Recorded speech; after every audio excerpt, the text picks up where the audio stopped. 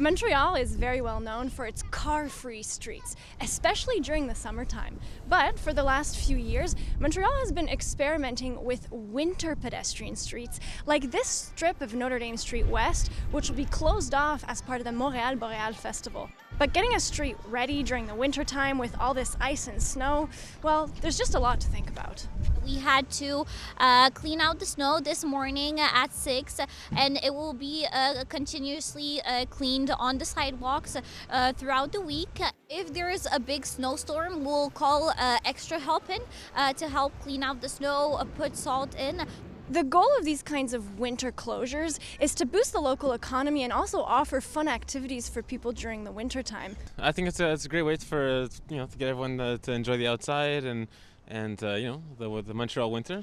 I think it's a great thing. I think we need to enjoy the outdoors in all seasons. So it's a great way to bring people outside and meet in the beautiful cold weather. But some urban planning experts say that closing off streets like this for pedestrians can actually be a bit of a gamble. Closing streets for very short periods of time can be very disruptive for flows of traffic.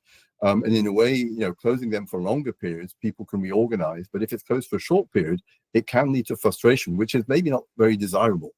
And sometimes these kinds of closures can actually have a negative effect on shopkeepers. For example, last summer's pedestrianization of Plaza Saint-Hubert actually had the opposite effect, and retailers actually voted against its return for this summer, saying that they didn't benefit at all from the pedestrian street. It's not going to work very well if you have tailors, if you have electronic stores, if you have places where people really plan to go, and where clients come from all over the city.